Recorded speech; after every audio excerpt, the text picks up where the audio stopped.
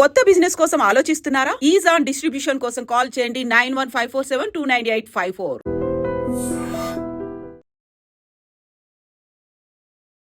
Special intensive revision SIR start అయిన తర్వాత మమతా బెనర్జీ చేస్తున్నటువంటి వ్యాఖ్యల్ని మనం చూస్తున్నాము. అందులో మహిళల్ని ప్రొవోక్ చేస్తున్నారు. మీరు శక్తివంతుల మీ పేరు కనుక మీరు తొలగిస్తే వంటగదిలో ఉన్నటువంటి పనిముట్లను ఆయుధాలుగా మార్చుకోండి అనే మాట. కవిత గారు, మమతా బెనర్జీ ఫస్ట్ టైం కాదు ఇట్లాంటి స్టేట్మెంట్ చేసింది. దీనికన్నా ముందు కూడా చాలాసార్లు ఆమె ఇట్లాంటి స్టేట్మెంట్ చేశారు. సుప్రీంకోర్టు వ్యతిరేకంగా కూడా స్టేట్మెంట్ చేశారు. ఒక అర్బన్ ఏరియాలో ఒక హౌస్ని ఒక టెర్రరిస్ట్ ఉన్న ఇల్లు సరౌండ్ చేసుకున్న సెక్యూరిటీ ఫోర్సెస్ మహిళలు వచ్చి పిల్లలతో సహా వచ్చి అక్కడ సెక్యూరిటీ ఫోర్సెస్ని సరౌండ్ చేస్తారు. మీరు ముందుకు వెళ్ళకూడదు అని చెప్పి మహిళల్ని వాడుకుంటున్నారు అక్కడ. ఎందుకంటే వీళ్ళు షూట్ చేస్తే then that becomes a big law and order issue. ఇదే స్ట్రాటజీ మమతా బెనర్జీ యూజ్ చేస్తుంది.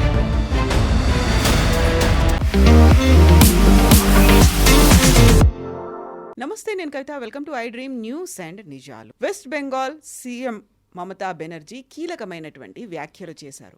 మహిళలు శక్తివంతులా లేకపోతే బీజేపీ శక్తివంతమైనటువంటి పార్టీయా? బలం చూపించుకోవాల్సినటువంటి సమయం వచ్చింది. ఓటర్ లిస్టులోంచి మీ పేర్లను కనుక తొలగిస్తే వంటగదిలో ఉన్నటువంటి పనిముట్లను యూజ్ చేయండి, వాటితో సమాధానం చెప్పండి అనే మాటతో పాటుగా అక్కడున్నటువంటి BSF క్యాంపుల దగ్గరికి మహిళలు వెళ్లకుండా జాగ్రత్తగా ఉండాలి అనేటువంటి మరో కీలకమైనటువంటి వ్యాఖ్య చేశారు. ఎందుకని ఇలాంటి వ్యాఖ్యల్ని మమతా బెనర్జీ ఇప్పుడు చేస్తున్నారు? మనతో పాటుగా ఉన్నారు సీనియర్ జర్నలిస్ట్ సురేష్ కొచ్చాతిల్ గారు. సార్ నమస్తే. మనం special intensive revision SIR start అయిన తర్వాత మమతా బెనర్జీ చేస్తున్నటువంటి వ్యాఖ్యల్ని మనం చూస్తున్నాము. అందులో సెంటిమెంటు కనిపిస్తోంది, సెన్సేషనల్ కామెంట్స్ కనిపిస్తున్నాయి, వైరల్గా మారుతున్నాయి.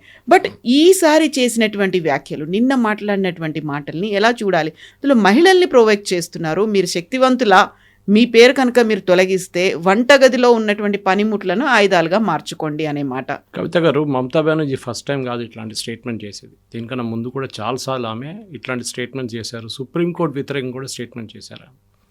గుర్తుంటుంది, టీచర్స్ కేసులో, అపాయింట్మెంట్ కేసులో సుప్రీంకోర్టు కూడా కల్కట్టా హైకోర్టు ఇచ్చిన జడ్జిమెంట్ సరిపడితే ఆమె అక్కడున్న సుప్రీంకోర్టు జడ్జెస్ వ్యతిరేకంగా స్టేట్మెంట్ ఇచ్చారు. యాక్చువల్లీ దీంట్లో నాకు చాలా ఆశ్చర్యం ఏమనిపిస్తుందంటే, ఎలక్షన్ కమిషన్ కేసు ఎందుకు ఫైల్ చేయట్లేదు, BSF వాళ్ళు కేసు ఎందుకు ఫైల్ చేయట్లేదు? ఒక ముఖ్యమంత్రి ఒక వైలెన్స్ని ఇన్స్టిగేట్ చేస్తున్నప్పుడు డెఫినెట్లీ ఆమె ముఖ్యమంత్రి పదవిలో ఉండలేదు. ఆమె తీసేసేయాలని అక్కడి నుంచి. She can be disqualified straight away.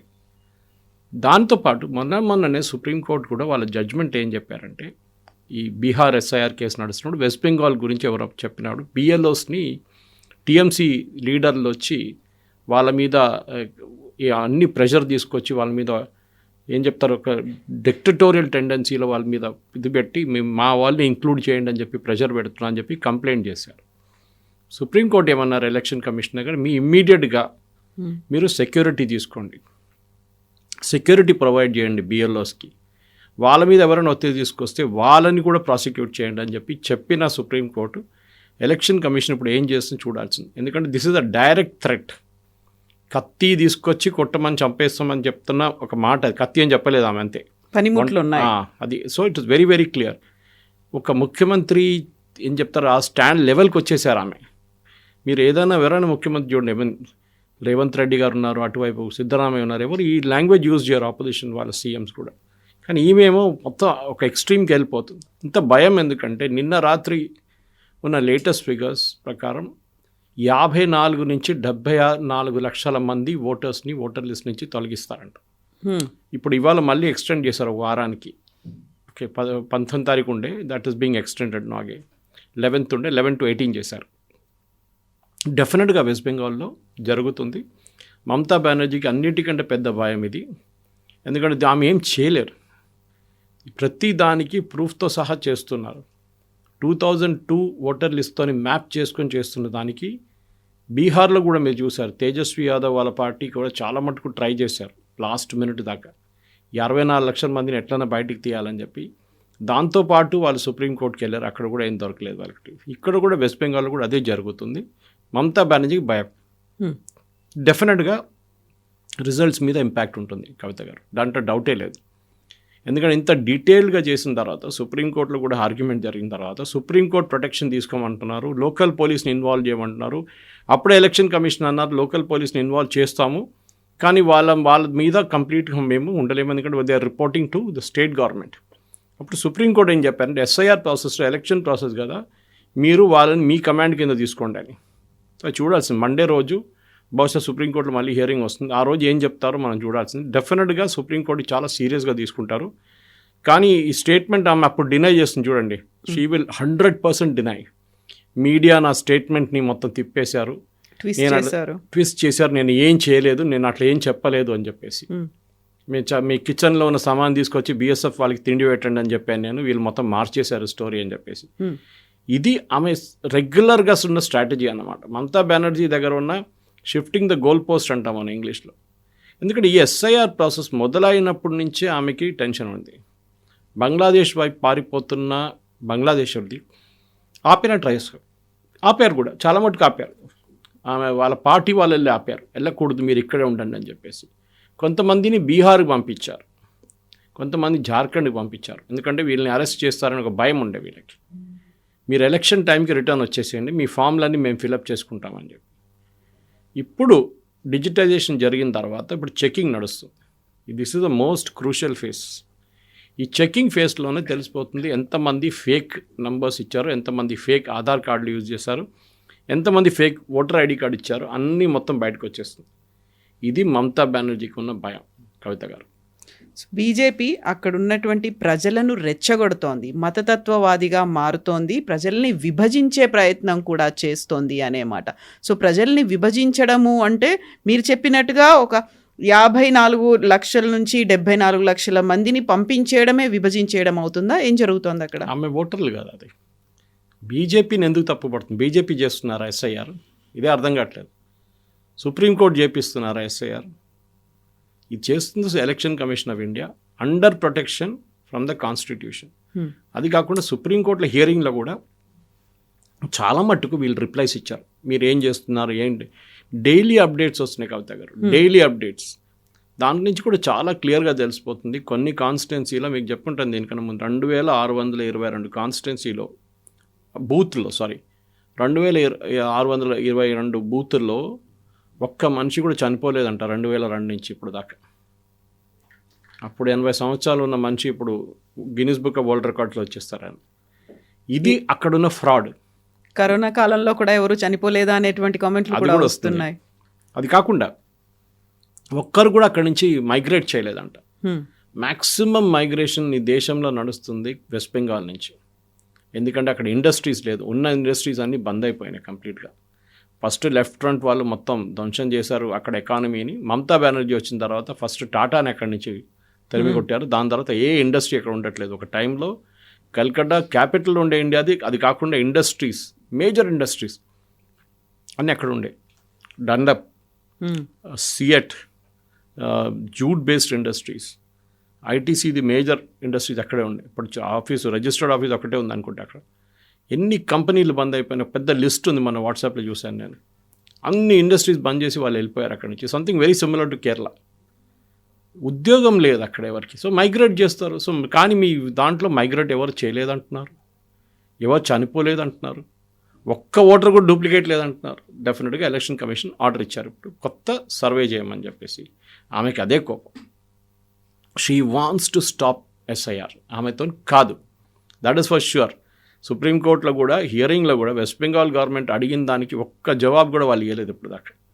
West Bengal government unlike Kerala and తమిళనాడుకు ఎక్స్క్యూజ్ అంటే వరదలు వస్తున్నాయి, వరదలు రాలేదు పాపం, చాలా కష్టపడ్డారు. చెన్నైలో వచ్చింది వరదలు అంతే.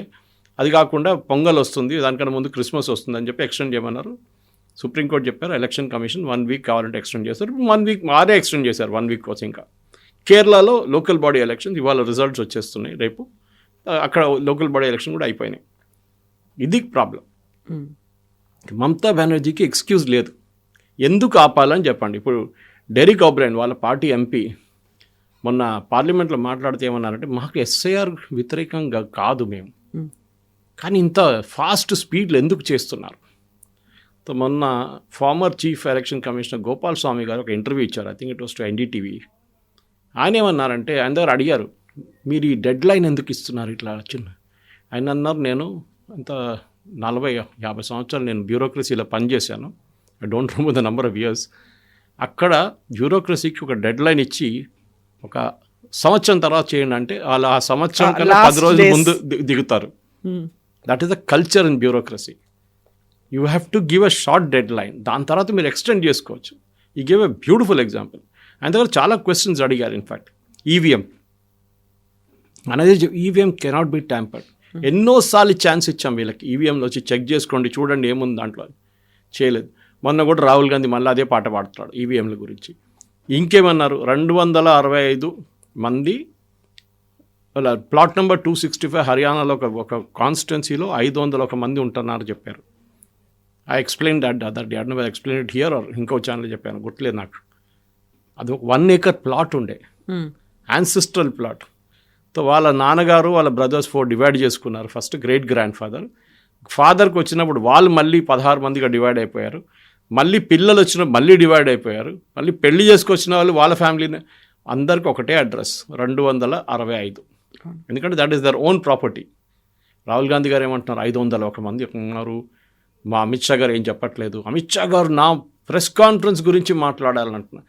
మమతా బెనర్జీ, రాహుల్ గాంధీ, అఖిలేష్ యాదవ్, తేజస్వి యాదవ్, స్టాలిన్, సిద్ధరామయ్య, వీళ్ళు and Revanth Reddy also to certain extent, వీళ్ళందరికీ ప్రాబ్లం ఏంటంటే, ఒకటి వాళ్ళు గెలిచినప్పుడు ప్రాబ్లం లేదు, కానీ వాళ్ళు ఓడిపోతున్నప్పుడు ప్రాబ్లం ఉంది.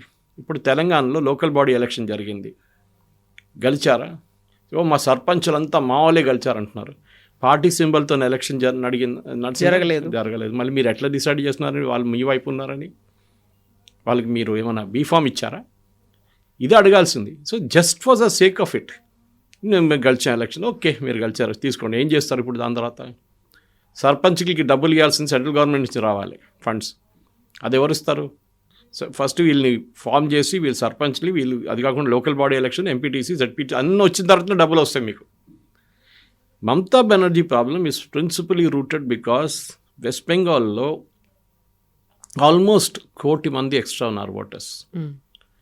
మీరు ముర్షిదాబాద్, మాల్డా, 24 పర్గనాస్లో చూస్తే అక్కడ ఉన్న పాపులేషన్ కన్నా ఎక్కువ ఆధార్ కార్డులు ఇష్యూ చేశారు.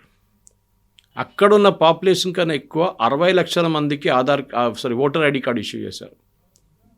స్టేట్ గవర్నమెంటే చెప్తున్నారు మా పాపులేషన్ ఇంత అని చెప్పి, కానీ దానికన్నా 40%, 50% ఎక్స్ట్రా మందికి ఆధార్ కార్డులు, ఓటర్ కార్డు ఇచ్చారు. ఎట్లా వచ్చిందండి? This needs an enquiry. దీనికే ఒక జ్యుడిషియల్ ఎంక్వైరీ కాకుండా అట్లీస్ట్ సిబిఐ ఎంక్వైరీ పెట్టాలి. ఈ Aadhaar card misuse is the first step. ఎవరు ఇష్యూ చేస్తున్నారు? కేరళలో పెరుంబావూర్ అని చెప్పి ఒక టౌన్ ఉంది కవిత గారు. మ్యాక్సిమం బెంగాలీస్ అక్కడ వచ్చి ఉంటారు. వాళ్ళు అక్కడ వచ్చే లోకల్ పనులు, కూలి పనులు చేస్తారు, కన్స్ట్రక్షన్ సెక్టర్లో ఉన్నారు. వాళ్ళ దగ్గర ఒక రైడ్ జరిగింది 2 సంవత్సరాల ముందు. చాలామందిని పట్టుకున్నారు విత్ ఆధార్ కార్డ్స్. చూస్తే మొత్తం ఫేక్.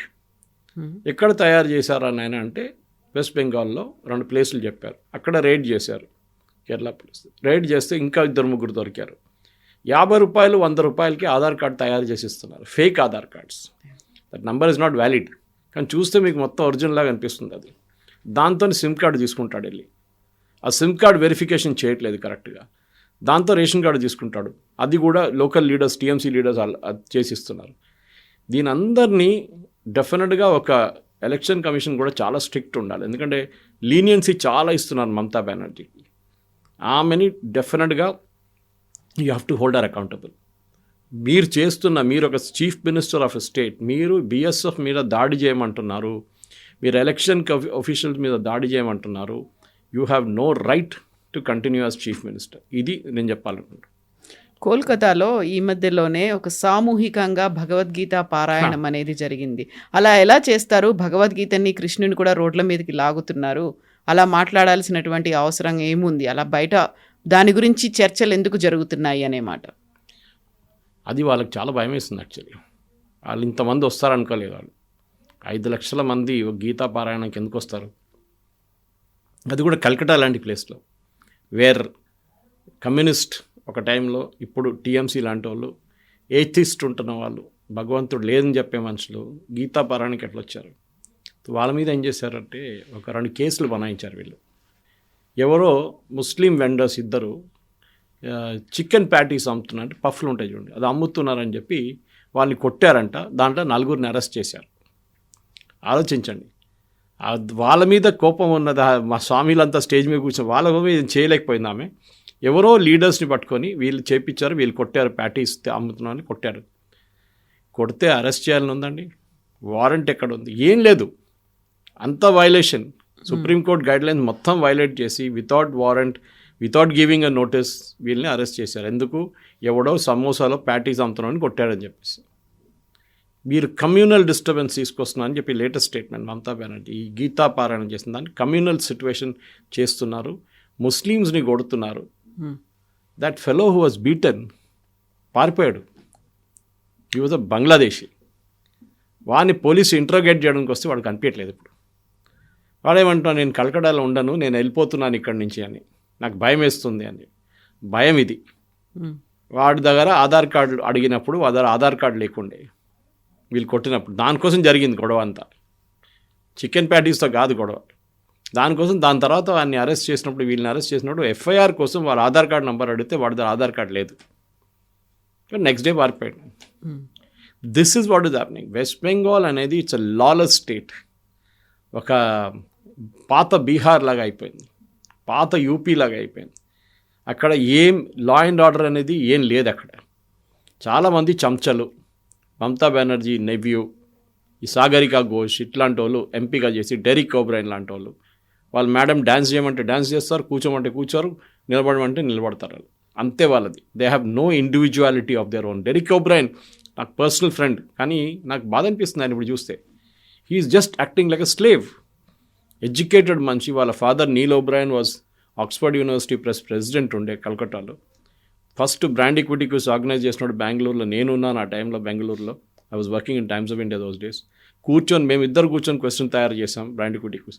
అంత ఎడ్యుకేటెడ్ మనిషి కూడా ఆయన మాట్లాడుతున్న దానికి లాజిక్ లేదు. ఇప్పుడు అస్సలు లాజిక్ లేదు. ఒకసారి నాకు అనిపిస్తుంది అసదుద్దీన్ ఓవైసీ గారు మాట్లాడుతున్నారు, ఆయన his logic is far better than these fellows అని.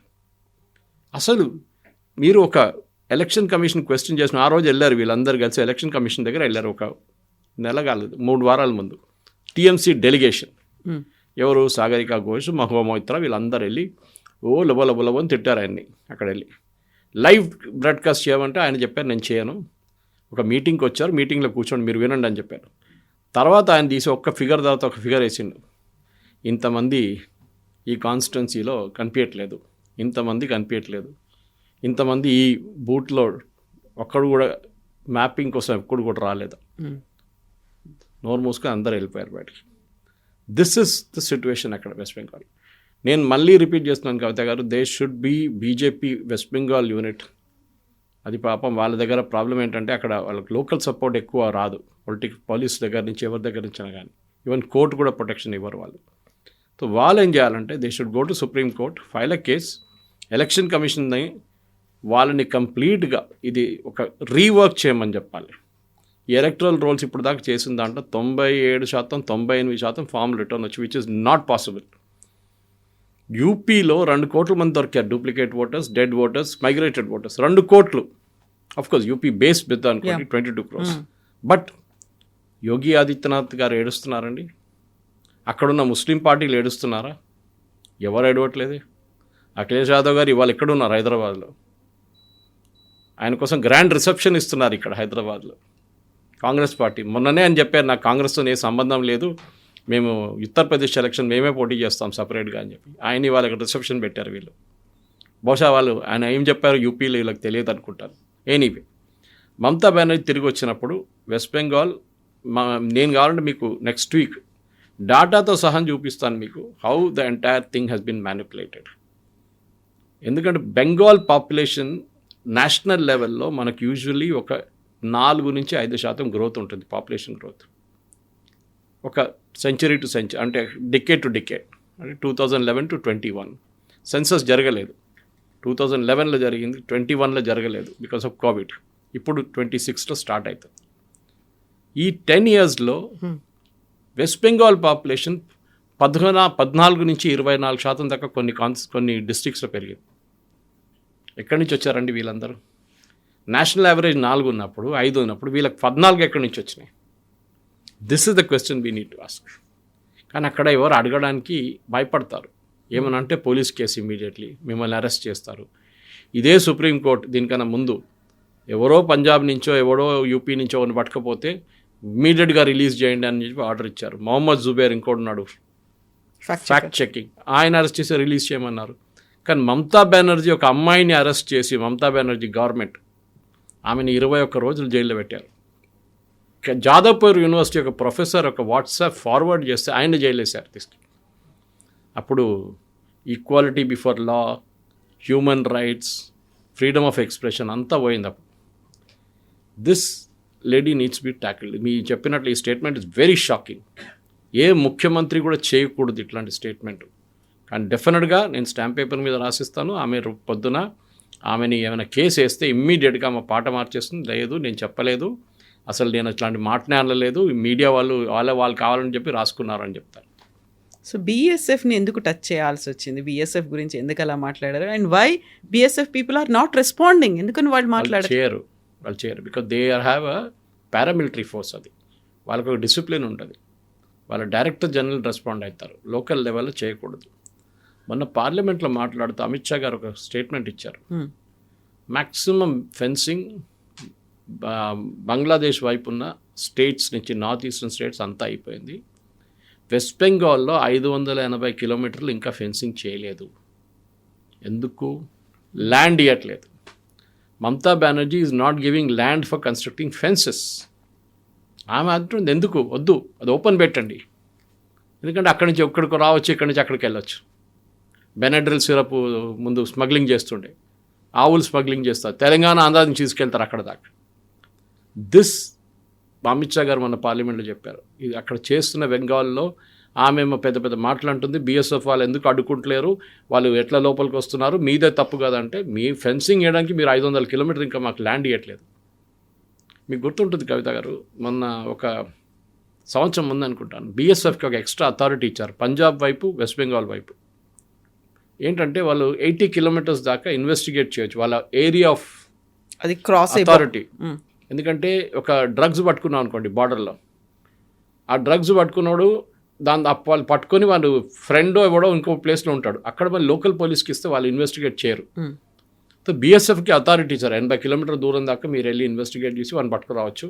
ఏదైనా కానివ్వండి, it can be human smuggling, cattle smuggling, Benadryl syrup దొంగతనం మీన్ క్రాస్ బార్డర్ తీసుకెళ్ళదు, అన్నీ ఉండొచ్చు. అన్నిటికీ మీరు ఇన్వెస్టిగేట్ ఇమ్మీడియట్గా అబ్జెక్షన్. అటువైపు పంజాబ్ నుంచి ఏ అబ్జెక్షన్ రాలేదే, పంజాబ్ గవర్నమెంట్ ఆబ్జెక్ట్ చేయలేదు, వీమే ఆబ్జెక్ట్ చేస్తుంది. ఇప్పుడు కాదు, first time not first time she is blaming BSF. చాలా టైంలో కూడా బీఎస్ఎఫ్ బ్లేమ్ చేసింది ఆమె. బీఎస్ఎఫ్ వాళ్ళు మహిళల్ని రేప్ చేశారని చెప్పి ఒక కేసు పెట్టారు. Finally that case was dismissed. ఈమె ప్రెషర్ కావాలని ప్రెషర్ పెడుతుంది. కరెక్ట్, బీఎస్ఎఫ్ కూడా హిందీలు అంటారు దూద్ మే దులేవి అని అంటే అంత ఇన్నసెంట్ ఏం కాదు వాళ్ళు. దీనికన్నా ముందు 2014 కన్నా ముందు వాళ్ళు దేవర్ టోటలీ కరప్ట్. ఈవెన్ 2015-16 కూడా కరప్ట్ ఉన్నారు వాళ్ళు. అమిత్ షా గారు ఫైనలీ కంట్రోల్ తీసుకొచ్చేదాకా డబ్బులు తీసుకొని మనుషుల్ని అక్కడి నుంచి ఇక్కడికి పంపించే కేసు ఉండేవాళ్ళది. ఇప్పుడు అందులో కూడా చాలా వరకు నార్త్ ఈస్ట్లో మనం గతంలో చూసాము. ఒక లేడీ అంటే చాలా వరకు కూడా తను ప్రొటెస్ట్ చేస్తూ ఉండింది కదా. కరెక్ట్, అందరు చేస్తారు. ఎందుకంటే సెక్యూరిటీ ఫోర్సెస్ మీద మీకు ప్రెషర్ పెట్టాలంటే ఫస్ట్ అలిగేషన్ రేప్ అలిగేషన్ పెట్టండి. ఎగ్జాక్ట్లీ, వాళ్ళు ఇమ్మీడియట్ డిఫెన్సివ్లో వెళ్ళిపోతారు. ఎందుకంటే అందరికీ వాళ్ళ ఆనర్ చాలా ఇంపార్టెంట్. రేపు ఈ కేసు క్లోజ్ అయ్యేదాకా వాళ్ళని సస్పెన్షన్లో పెడతారో, లేకుంటే ట్రాన్స్ఫర్లో పెడతారో, లేకుంటే లూప్ లైన్ పోస్ట్ పెడతారో, లేకుంటే డెస్క్ జాబ్ ఇస్తారో తెలియదు. సో అలిగేషన్ పెట్టంగానే వీళ్ళందరూ డిఫెన్సివ్లో వెళ్ళిపోతారు. రేపు మహిళలు వచ్చి ప్రొటెస్ట్ చేసి, మీకు గుర్తుంది కాశ్మీర్లో కవిత గారు ఎన్కౌంటర్ జరుగుతున్నప్పుడు ఒక అర్బన్ ఏరియాలో ఒక హౌస్ని ఒక టెర్రరిస్ట్ ఉన్న ఇల్లు సరౌండ్ చేసుకున్న సెక్యూరిటీ ఫోర్సెస్ మహిళలు వచ్చి పిల్లలతో సహా వచ్చి అక్కడ సెక్యూరిటీ ఫోర్సెస్ని సరౌండ్ చేస్తారు, మీరు ముందుకు వెళ్ళకూడదు అని చెప్పి. అవును, మహిళల్ని వాడుకుంటున్నారు అక్కడ. ఎందుకంటే వీళ్ళు షూట్ చేస్తే then that becomes a big law and order issue. ఇదే స్ట్రాటజీ మమతా బెనర్జీ యూజ్ చేస్తుంది. అండ్ డెఫినెట్గా వెస్ట్ బెంగాల్లో ఇప్పుడు దాకా జరిగిన ఇన్సిడెంట్స్ని ఎంక్వైరీ చేయాల్సింది. మమతా బెనర్జీ అండర్లో ఫామ్స్ ఇచ్చిన వాళ్ళని కూడా కంప్లీట్గా ఇంకోసారి రీఎవాల్యుయేట్ చేయాల్సి వస్తుంది. Original forms cannot be accepted. 2002 నుంచి వచ్చిన ప్రాజనీ మ్యాపింగ్ చేయాల్సింది. ప్రాజనీ మ్యాపింగ్ అంటే మీకు తెలిసి ఉంటుంది, మీ నాన్నగారు అమ్మగారు ఉంటే కొడుకు ఇక్కడ కూతురు ఉంటే ప్రాజనీ మ్యాపింగ్ చేస్తారు వాళ్ళు. 22 సంవత్సరాల తర్వాత మీరు ఓటింగ్ ఏజ్కి వచ్చారా లేదా, లేకుంటే మీ 25, 26 సంవత్సరాలు you can link your self. వేరే బోర్డ్స్ ఎక్కడ ఉన్నాయి, ఇదన్నీ ఉంటుంది. కానీ డెఫినెట్లీ మమతా బెనర్జీ అది కూడా అంగీకరించదు. కాదు ఇప్పుడు చూడండి లిస్టు 18th అంటున్నారు, కానీ ఫైనల్ లిస్ట్ ఫిబ్రవరిలో వస్తుంది. కానీ 18 తర్వాత 22, 23 తారీఖు ఇప్పుడు హియరింగ్ పిలిచారు. Almost as I can read it out, 34 lakh people have been called. Nearly 4% of state resources of this voters have been called for verification hearing. 30 లక్షల మందిని హియరింగ్కి పిలిచారు. ఇది కాకుండా చనిపోయిన వాళ్ళు ఉన్నారు, ఇది కాకుండా డూప్లికేట్ ఓటర్స్ ఉన్నారు, ఇది కాకుండా మైగ్రేటెడ్ ఓటర్స్ ఉన్నారు, అది కాకుండా ఈ 30 లక్షలు ఉన్నారు. This is election commission data as of 12th December. మీరు ఆలోచించండి, ఈ ఫిగర్ ఉంది. ఇప్పుడు డెఫినెట్గా మమతా బెనర్జీ, ఎందుకంటే చీఫ్ ఎలక్టర్ ఆఫ్ వెస్ట్ బెంగాల్ ఏం చెప్పారంటే లాస్ట్ డేట్ ఆఫ్ ఎన్యూమరేషన్ తర్వాత, విచ్ వాజ్ ఒరిజినల్లీ 11th, మేము ఎక్స్టెండ్ చేయబోతున్నాం 18 దాకా. ఇప్పుడు ఉన్న దాంట్లో 7.6 crore ఓటర్స్ ఉన్నారు వెస్ట్ బెంగాల్లో. దాంట్లో 4% ఇది 4%. బీహార్ గుర్తుపెట్టుకోండి 64 లక్షలు. It is coming very close to that figure. ఆ ఫిగర్ వచ్చేదాకా డెఫినెట్గా ఎస్ఐఆర్ ఎక్సర్సైజ్ ఫినిష్ అయ్యేదాకా నా అంచనా ప్రకారం it will be nothing less than 80 lakhs. ఎందుకంటే వీళ్ళు ఏం చేశారు, తమాషా వినండి, ఆఫ్ దిస్ 29 lakh ఓటర్స్, దీంట్లో 34 లక్షల్లో 29.3 లక్షల ఓటర్స్ ఏం చేశారంటే, మీ నాన్నగారు అమ్మగారి పేరు ఉందా 2002లో అంటే వాళ్ళ పేరుతో లింక్ చేసుకున్నారు. 2002లో వాళ్ళ పేరు ఉంది, వాళ్ళ పేరుతో లింక్ చేసుకు, వాళ్ళ అమ్మగారు నాన్నగారు ఎక్కడ కనిపించట్లేదు. అది ఎట్లా చేస్తారండి అంటే, దెన్ గ్రాండ్ పేరెంట్స్ లేరు, ఎవరు కనిపించట్లేదు. సో డెఫినెట్గా ఇక్కడ ఉన్న ఎంక్వైరీ జరగాల్సిందే. How are they doing it? Uncollectable forms ఇంకోటి ఉంది, absent, duplicate and dead, collect చేయలేదు ఫార్మ్స్, అది 24.2 lakhs. Total 58 lakh uncollectable forms. 58 లక్షల అన్కలెక్టబుల్ ఫార్మ్స్ కలెక్టే చేయలేదు. అంటే వాళ్ళు లేరు. అడ్రస్కి వెళ్తే వాళ్ళ ఇంట్లో ఎవరు లేరు, అడిగితే పక్కన వాళ్ళకి తెలియదు, వీళ్ళు ఎక్కడ పోయా తెలియట్లేదు, వాళ్ళందరూ బంగ్లాదేశ్లో ఉన్నారు. So 58 lakh voters, I'm giving you data from the latest data which is uploaded at 10 o'clock ఇవాళ పొద్దున. సో టోటల్ చూడండి, ఈ 58, ఈ 29 అన్నీ కలిపితే 80 నుంచి 85 లక్షల ఓటర్స్ లిస్ట్లో ఉండరు. ఇదే జరగబోతుంది. Thank you so much sir. Thank you. And for more videos, Please subscribe to iDream. Please subscribe to iDream. Please subscribe iDream. And please subscribe to iDream. For more videos, subscribe to iDream. please like, share and subscribe to the channel. Congratulations, iDream. Subscribe to iDream. Subscribe to iDream. So subscribe to iDream Media. iDream ki iDream team andarki huge congratulations. Please subscribe iDream Media. Please subscribe to iDream. Subscribe iDream. Please subscribe to iDream. iDream అంటే నా కళల ఛానల్ను subscribe చేసుకున్న నోరు తిరుగుతలేదు, మీరైతే గంట గుర్తు కొట్టండి. For more such videos, please subscribe to iDream. Subscribe to iDream. Please subscribe to iDream. Please subscribe iDream Media. Please do subscribe to iDream. Please subscribe to iDream Media. For best entertainment and information, please subscribe iDream. And don't forget to subscribe to iDream.